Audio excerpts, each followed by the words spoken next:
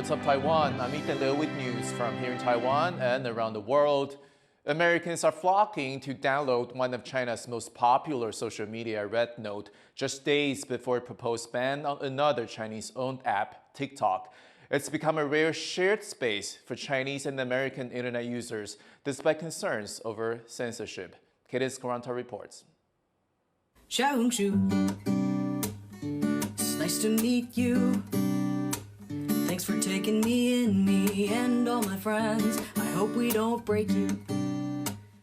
Just days ahead of a proposed ban on TikTok in the U.S., over 500,000 Americans have flocked to a different Chinese app, Xiaohongshu, or Red Note in English. They call themselves TikTok refugees. Ni hao, hi everybody. So I'm a TikTok refugee. I literally just got this app like an hour ago. Red Note is one of China's most popular social media platforms and a go-to search engine for topics like travel, beauty, makeup, and fashion. Many Americans had never heard of it until a few days ago when some content creators on TikTok began downloading the app and telling their followers, with some saying it was out of spite towards the U.S. government for proposing a ban on TikTok over concerns China may use it for spying. That ban will go into effect on January 19th if the app's Chinese parent company does not sell it. So someone on TikTok suggested that it would be funny if we all went to Red Note, Red Book here, because it's a 100% very much legitimately, definitely a Chinese app, just to prove that we don't care. With the exodus of TikTok users to Red Note, it quickly became the #1 free app on the U.S. App Store. The reason why I chose to Red Note is that some of my favorite creators, and not only favorite, but some of the creators where I feel like I can't get content like that anywhere else, so that they were moving to Red Note. It's become an unexpected opportunity for Chinese and American people to interact organically. Users are asking one another about healthcare systems, work hours, and stereotypes. Some Chinese users are even asking for help on their English homework and offering to give American users Chinese names. Rare positive interactions at a time when tensions between the U.S. and China are high. Today, what we have is we have regular users that are, for the first time ever, without VPNs and without a lot of, at this stage, curation or moderation. The American ordinary guys and Chinese ordinary guys are talking to each other directly. And it seems for now, many Chinese users are also viewing these new American users positively. Hey friends from TikTok, I am Abe from China, and I just want to say it's so amazing to have you here. For so long we haven't really been able to connect or talk to each other like this, but now we finally can, and it feels so special. It's unclear if these exchanges will be allowed long-term. Social media platforms in China are subject to censorship, with private companies held liable if they don't adhere to the rules. Users can also be banned if they don't comply with strict guidelines. For now, Red Note is rushing to hire English-speaking moderators, scrambling to adapt so they can manage the deluge of so-called TikTok refugees. Andy Xue and Kidis Quaranta for TaiwanPlus. Japanese gaming company Nintendo has revealed its next console. Our reporter Cindy Chi went to see what gaming fans think about the new device. Gamers are in for a treat. Japanese video game company Nintendo has announced a follow-up to their Switch console.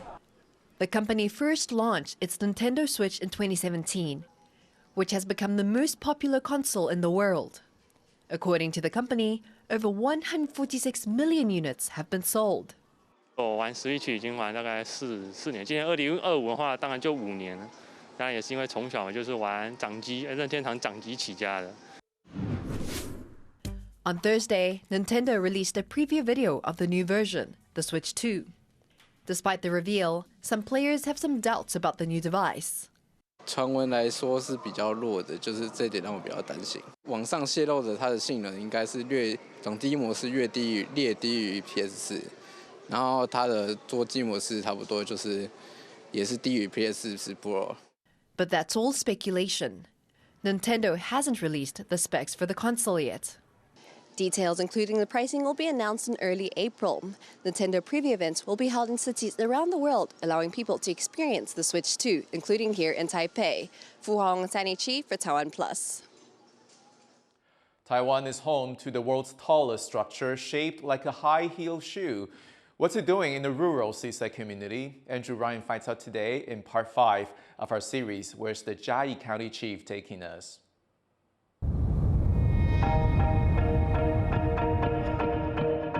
Our trip to Chiayi County is nearing the end. And just when I think I've seen it all, they serve up the world's largest high-heeled shoe. But before we find out what it's doing in southern Taiwan, I've got a date with some milkfish.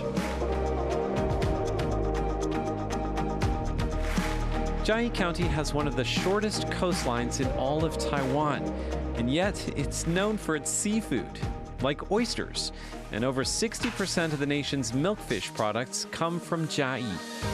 These days, farms like this one are catching tourists too, with the lure of immersive aquaculture experiences. And by immersive, I mean actually getting in the water up to your waist. 其实它跳起来还蛮大力的哈。对啊，因为它受到惊吓它会乱冲刺，它本身它游速就很快。哦，对，它有时候尤其就是我们讲的萨巴提逃啊，顶空空啊，所以有时候它就跳上来的时候要小心不要被撞到这个脑部或者是说重要部位。会怎么样吗？对，就会脑震荡。Oh no！ 有可能会脑震荡。29-year-old Zhang Boru returned to his hometown of Dongshi on the Chiayi coast 6 years ago. It's a big change for him after getting a law degree. In recent years, more and more young people like Zhang have begun running eco-friendly fish farms, and they're looking to offer more than just fish. 我们维持绿水、绿食、绿生活的这样子一个精神，那就是做导览解说也好，然后也会做餐桌体验，然后也会宣扬在地文化，跟附近村落做结合，然后做体验。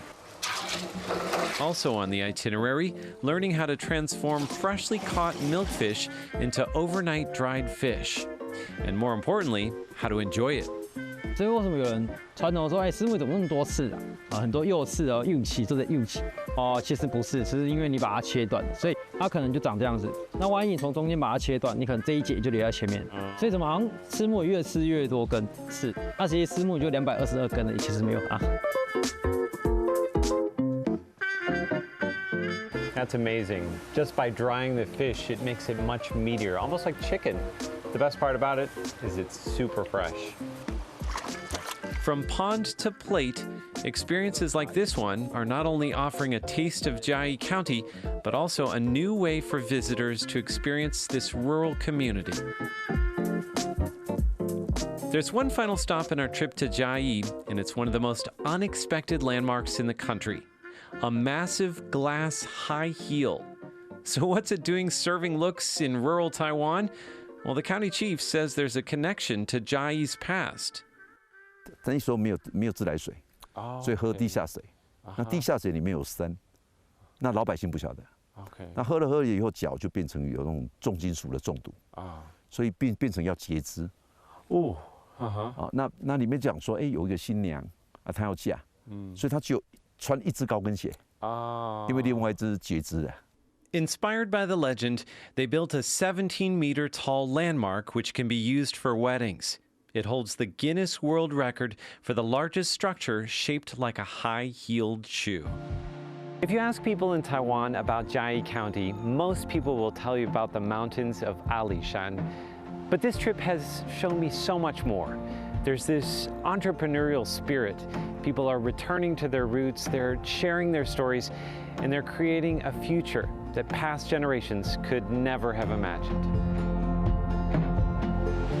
Devin Tsai, Joseph Wu, Peachy Zhuang, and Andrew Ryan for TaiwanPlus.